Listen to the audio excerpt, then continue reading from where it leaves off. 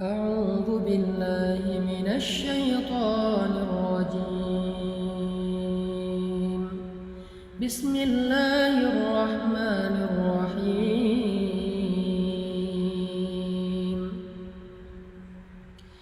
إن الإنسان خلق هلوعا إذا مسه الشر جزوعا وإذا مسه الخير منوعا إلا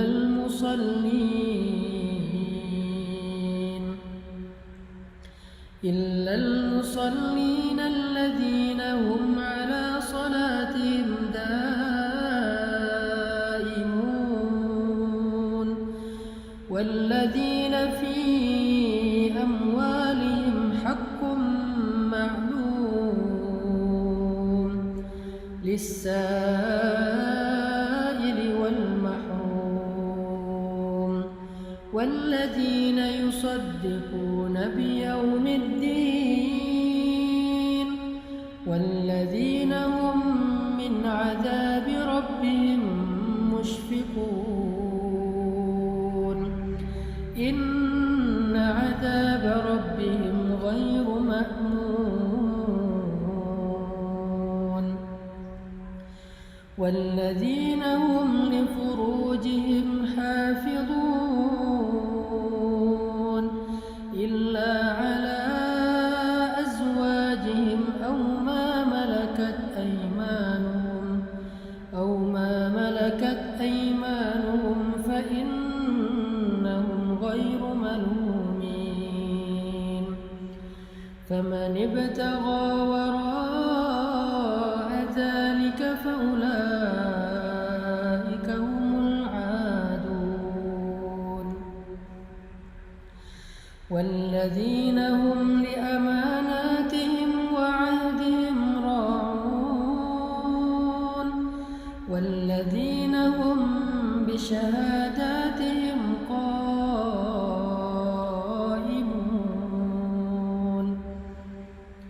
والذين هم على صلاتهم يحافظون أولئك في جنات مكرمون. Sadaqallahul Azim. Teman-teman yang dirahmati Allah Subhanahu wa taala, itulah salah satu paragraf di dalam Al-Qur'an yang menjelaskan tentang fiqhul masyair, fikih perasaan. Bahwa Allah Subhanahu wa taala menjelaskan manusia itu secara jiwa atau perasaannya, lebih tepatnya mental atau perasaannya itu pada dasarnya labil. Allah menggambarkan labil ini dengan istilah halua. Dia tuh mudah sekali berubah dan mudah sekali terguncang. Ketika dia dikasih kesusahan, dia menjadi berputus asa, berkeluh kesah, melemah, dan ketika diberikan nikmat, dia menjadi orang yang lupa diri, kikir, sombong, angkuh, dan sebagainya. Itulah sifat dari mental manusia yang labil, yang halua kalau dalam bahasa surat Al-Ma'arij. Kalau dalam bahasa surat An-Nisa itu diistilahkan dengan muzabzabina baina dzalik, terombang-ambing, nggak stabil gitu. Kita bisa rasain sendirilah gimana mudahnya mental kita drop. Kadang-kadang pemicunya kecil, sederhana, tapi langsung tersulut, akhirnya terbakar. Hanya gara-gara orang klakson, kita jadi marah. Hanya gara-gara orang salah belok, kita jadi marah. Hanya gara-gara orang telat jalan ketika lampu hijau, kita jadi marah. Hanya gara-gara orang ngedim pakai lampu sorot, kita marah. Dan marahnya kita kadang-kadang yang rugi bukan orang itu, bukan orang lain. Yang rugi diri kita sendiri dan orang-orang yang semobil dengan kita di jalan. Di rumah juga kayak gitu. Kita sering marah itu dengan pemicu-pemicu yang kecil. Hanya gara-gara pasangan kita wajahnya mungkin lagi nggak terlalu ceria, kita jadi bete. Hanya gara-gara mungkin anak kita bangun tengah malam, kita jadi bete. Anak kita rewel, kita jadi bete. Salah ngomong seorang pasangan, kita jadi bete. Itu yang disebut dengan jazua, halua, mudah sekali untuk drop, mudah sekali untuk bete, mudah sekali untuk kepancing, mudah sekali untuk marah, mudah sekali untuk apalagi tersinggung, sakit hati, baper, dan seterusnya. Itulah yang disebut dengan halua, jazua, berkeluh kesah. Di sosmed apalagi? Namanya orang, followers, saya posting tilawah Al-Quran aja ada yang dislike, padahal yang diposting itu bukan konten-konten yang kontroversi, bukan tilawah Al-Quran. Ya mungkin dia dislike karena menurut dia saya ada yang salah baca mungkin, atau ada yang nggak fasih tajwidnya, Allahu alam. Tapi ya itu kadang-kadang bikin kita ngerasa kayak sedih gitu. Itulah sifat dari mental manusia. Mudah banget kepancing, mudah banget terluka, mudah banget kegores. Sampai para ulama mengatakan hati kita itu kadang-kadang lebih rentan daripada kaca. Jadi kalau kaca aja kemana-mana, kita kalau bawa itu selalu dikasih stiker fragile. Karena kita hati-hati menjaga kaca-kaca yang mudah pecah itu, maka hati kita lebih rentan dari itu, lebih fragile dari itu. Nah, fragile ini salah satu maknanya adalah jazua atau halua. Inilah sifat mental kita, masyair kita. Dan semua orang mengalami itu, apalagi kita yang manusia biasa, pasti sering kayak gitu. Kadang-kadang kita kayak suka sedih ya, kok saya jadi lemah gini ya, kok saya jadi baperan banget sih, kok saya gampang malah kepancing sih. Pas sudah sadar kita jadi sedih, pengen berubah tapi susah. Dan semua perasaan-perasaan yang gak normal ini, yang gak stabil ini akan merusak hubungan kita dengan orang-orang yang kita cintai. Makanya fikih masyair itu penting, fikih perasaan itu penting. Labilnya kita membuat hubungan kita dalam pekerjaan dengan partner kita, dengan teman-teman kita itu jadi gak mudah. Jadi kondisi halua dan jazua mental kita itu sebetulnya masalah yang membuat hidup kita gak nyaman. Bersosial media gak nyaman, di grup gak nyaman, di rumah gak nyaman, di jalan gak nyaman, berteman gak nyaman, punya keluarga gak nyaman, dengan mertua gak nyaman, dengan orang tua sendiri gak nyaman, dengan siapapun gak nyaman. Karena memang hati dan mental kita itu halua, jazua, kurang woles, kurang easy going. Innal insan khuliqa halua, idza massahu syarr jazua, wa idza massahul khair manua. Jadi poin pertama kita dari paragraf Al-Ma'arij itu adalah mental dan perasaan kita itu dasarnya labil. Hati kita itu labil. Kita tuh labil, pasangan kita labil, anak kita labil, orang tua kita labil. Semua manusia yang kita kenal itu labil. Semua kita tuh halua, jazua, manua, semuanya sama. Jadi kita hidup di antara kelabilan-kelabilan perasaan dan hati manusia. Yang hari ini dia sayang sama kita, besok dia bisa bete dan benci sama kita. Yang hari ini dia ngebelain kita, besok dia bisa nyerang kita. Yang hari ini dia muji kita, besok dia bisa mencela kita loh. Itulah manusia. Kadang-kadang orang yang mencela kita itu kita sampai nggak nyangka gitu. Orang yang kita anggap kayaknya baik-baik aja, kita nggak ada masalah pribadi dengan dia, malah kita ngerasa udah baik sama dia, kita udah ngerasa udah banyak bantu dia, tapi tiba-tiba di belakang dia yang nyerang kita, dia yang menjelek-jelekan kita, dia yang memfitnah kita. Itulah manusia. Jadi jangan heran kalau kita ngalamin itu ketika kita bergaul.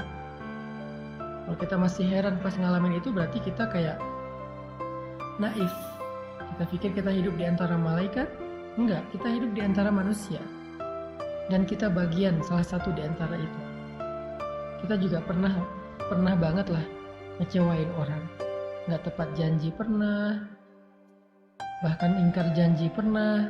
Kalau nggak tepat janji meleset, kalau ingkar janji ya sengaja aja nggak mau menunaikan janji.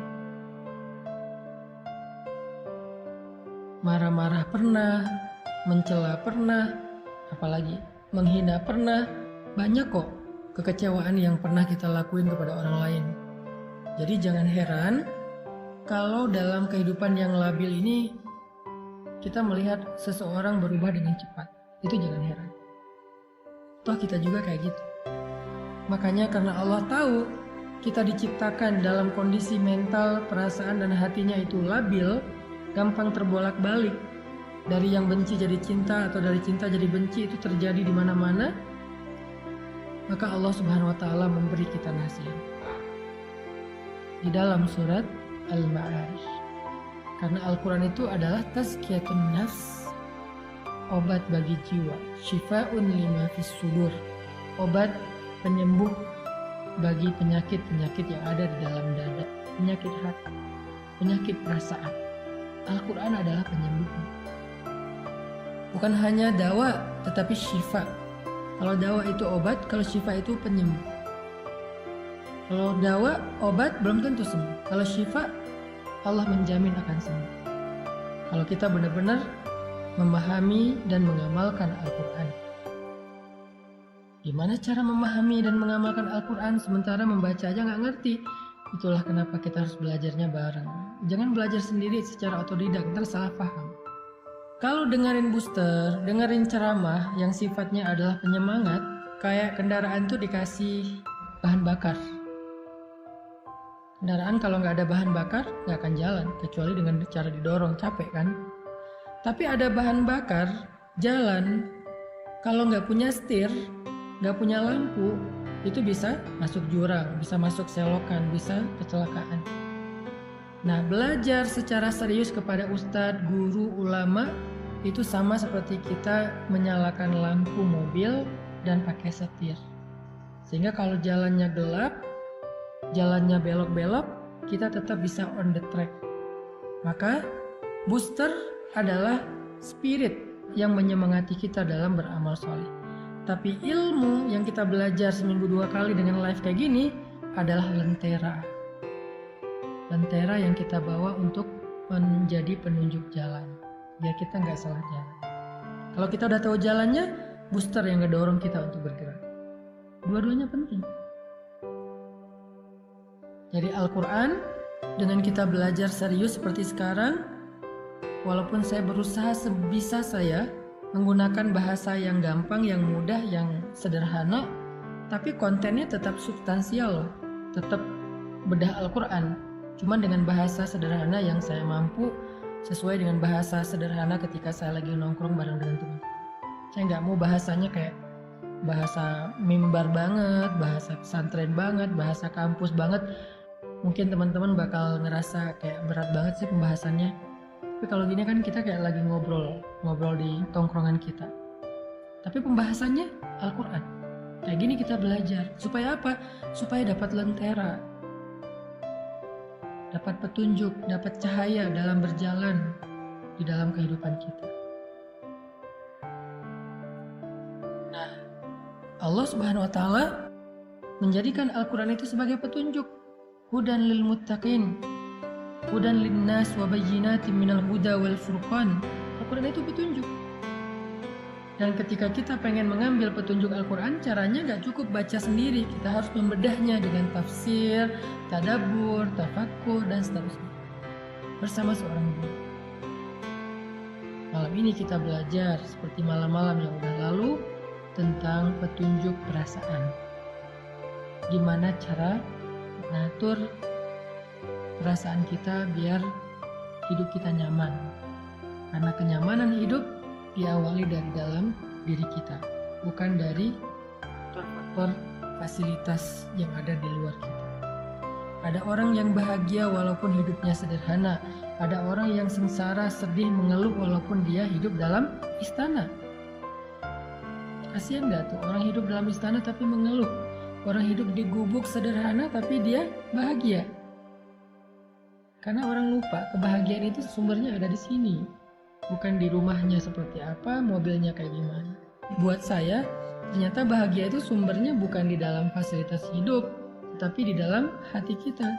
Selama hati kita bisa dibahagiakan, maka kita akan merasa cukup dengan apapun. Jadi, kalau pengen bahagia teman-teman, yang pertama harus kita rawat itu adalah hati dan perasaan kita, bukan tubuh kita. Tubuh kita perlu dirawat, iya banget, tapi itu bukan yang paling utama. Itu perlu, tapi ada yang lebih perlu. Kalau pengen hidup bahagia itu, belajarlah merawat hati dan perasaan kita, jiwa dan mental kita. Dan gimana cara ngerawat hati dan perasaan, jiwa dan mental kita? Bukan dengan skincare, bukan dengan kendaraan baru, bukan dengan aksesoris, bukan dengan fasilitas hidup. Jiwa dan perasaan kita itu dirawat dengan iman, memperbaharui iman. Bukan dengan jalan-jalan, Ustaz. Bisa, tetapi enggak enggak tangguh. Bukankah kita kadang-kadang bete gara-gara jalan-jalan, macet, apalagi yang tinggal di kota-kota besar, baru keluar rumah udah macet, udah capek-capek macet-macetan, sampai di sana cuman sebentar udah tutup. Dan banyak lagi masalah-masalah teknis terjadi. Jadi yang harus di happy-in itu bukan zahirnya dulu, tapi batinnya. Dan sumber kebahagiaan batin itu kalau kita pengen belajar, apalagi setelah hidup kita rumit seperti sekarang setelah kita dewasa. Kalau anak kecil mungkin lebih gampang happy lah ya, hidupnya nggak rumit. Tapi setelah kita dewasa, hidup kita udah rumit, kita butuh solusi ekstra. Kalau anak kecil sekedar bisa main aja udah happy dia. Kalau kita kan nggak. Maka kita butuh Al-Quran, kita butuh ilmu, kita butuh pembaharuan iman, kita butuh booster, kita butuh nasihat, kita butuh fikih perasaan. Itulah yang membuat kita bisa merasakan kenyamanan hati. Allah Subhanahu wa Ta'ala mengajarkan kepada kita di dalam surat Al-Ma'arij gimana caranya biar mental, jiwa dan hati kita tuh stabil. Nggak halu, ajazu, amanu, dan seterusnya, tapi dia stabil. Gimana caranya? Kata Allah, illal musallin, kecuali orang yang sholat. Pada dasarnya manusia itu labil, dikasih ujian labil, dikasih nikmat labil, dikasih ujian ngeluh, putus asa, dikasih nikmat lupa diri, sombong, dan seterusnya, kecuali illal musallin, orang yang sholat. Illal musallin, kecuali orang yang sholat. Sehingga bagi orang yang beriman, sholat itu adalah rahatul qalb, rahatun nafs. Sholat itu adalah rehatnya hati, rehatnya jiwa. Ketika jiwa dan hati kita merasa lelah dan capek, maka sholat adalah istirahatnya. Jika Nabi capek dengan omongan orang-orang yang membenci beliau, capek dengan fitnah, capek dengan caci makian dari orang-orang kafir Quraisy saat beliau berdakwah, seharian beliau lelah, sampai di rumah beliau ketiduran karena capek, maka Allah membangunkan Nabi. Nabi tidur untuk istirahat fisik, istirahat badan. Beliau tidur. Nah, kalau badan kita udah capek, kita tidur. Itu istirahat badan, istirahat zahir, fisik. Tapi Nabi belum istirahat batin. Karena walaupun tidur, hatinya masih sedih. Walaupun tidur, hatinya masih kecewa, masih marah. Makanya dalam keadaan tidur itu Allah membangunkan Nabi. Ya ayyuhal muzammil. Wahai orang yang sedang tidur dan berselimut, yang hatinya masih gelisah, yang hatinya masih lelah, yang hatinya masih sedih dan kecewa, yang hatinya masih marah. Ya ayyuhal muzammil, qumil laila illa qalila. Bangun dan sholatlah di malam walaupun cuma sebentar.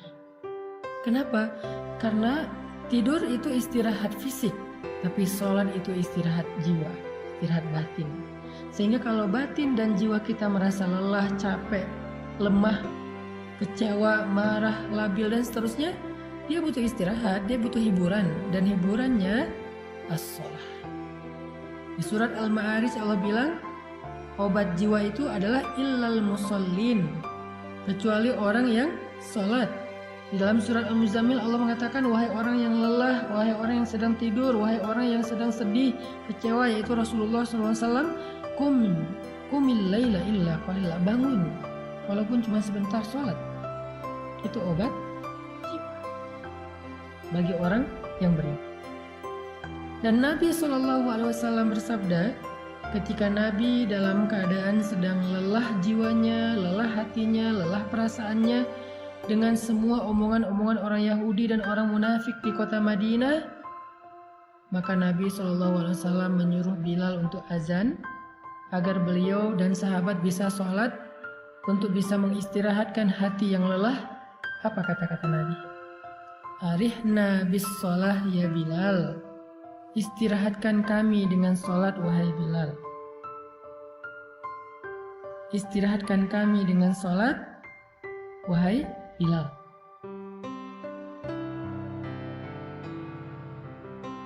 Nabi nggak mengatakan wahai Bilal azan, nggak. Nabi bilang istirahatkan kami dengan sholat wahai Bilal. Maksudnya apa? Jiwa kami capek, hati kami lelah, perasaan kami terganggu, mental kami sedang lemah. Maka istirahatkanlah jiwa, mental, perasaan, dan hati kami wahai Bilal dengan sholat. Azan maksudnya. Dan Bilal faham, sehingga akhirnya Bilal wudhu, langsung Allahu Akbar, Allahu Akbar, azan. Hayya 'alas shalah.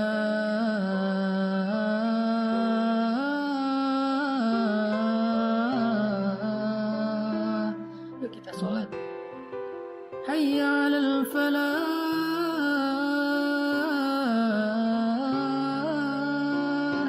Yuk kita memperoleh kemenangan, kebahagiaan, keberuntungan. Jadi bagi orang yang beriman, sholat itu adalah istirahat. Pertanyaannya, gimana cara menjadikan sholat itu sebagai istirahat? Kok selama ini kita malah istirahat setelah sholat, bukan sholat untuk istirahat? Gimana caranya? Kata Allah, alladzina hum ala sholatihim daimun, orang yang sholatnya dawam.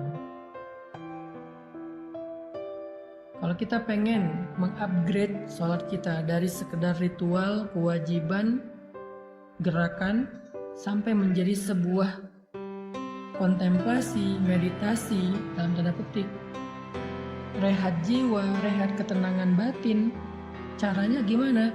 Daimun. Sholat itu jangan sesekali, tapi sholat itu daimun, harus dawam. Dawam itu artinya kita harus melakukannya dalam waktu yang lama. Kita nggak akan menikmati sholat tahajud kalau cuma sesekali. Kita nggak akan menikmati sholat duha kalau cuma sesekali. Kita nggak akan bisa menikmati sholat sunnah kalau cuma sesekali. Harus dilakukan secara rutin, daimun. Nanti setelah dawam dalam waktu yang lama, Allah akan berikan kepada kita nikmatnya ibadah itu. Allah akan berikan kepada kita kenyamanan dalam ibadah itu. Semua yang dilakukan di awal sesekali apalagi akan berat pasti. Gak akan nyaman, berat. Orang ngelakuin apa aja di awal pasti berat kan. Olahraga, lari itu Sekarang orang bersepeda, apalagi kalau di Bandung tuh kan banyak bukit ya, naik turun. Ke Dago tuh misalnya. Kalau pertama-tama bersepeda ke Dago cuma sampai di Simpang. Naik lagi dikit sampai ke Darul Hikam. Naik lagi dikit sampai di Dago Pakar. Naik lagi dikit sampai di Tebing Keraton. Dan seterusnya dan seterusnya. Itu kan tergantung dawam ya. Konsistensinya. Begitulah dengan awal-awal tahajud itu pasti nggak enak. Ingin ngantuk sendiri, pening. Duha juga gitu. Walaupun lebih ringan dari tahajud. Salat wajib juga kayak gitu. Ke masjid juga kayak gitu. Subuh apalagi. Kalau mau menikmatinya menjadi rehat, kita harus sabar melakukannya dalam waktu yang lama. Jangan menyerah dulu. Karena begitu kita menyerah, nanti kita akan memulai dari awal lagi kalau kita. Intinya daimun, harus dawam. Gak boleh cuma sesekali. Mau menikmati sholat, caranya gak bisa sesekali. Harus dawam. Mau menikmati perjalanan gak bisa sesekali. Kita kalau jarang melakukan perjalanan tuh gampang mabuk, gampang capek, gak betah lama-lama di kendaraan. Apapun kalau dilakukannya belum dawam, gak akan dapat rasa nikmatnya. Harus dawam. Begitu juga dengan, maka Allah mengatakan alladzina hum ala sholatihim daimun. Orang yang sholatnya dawam.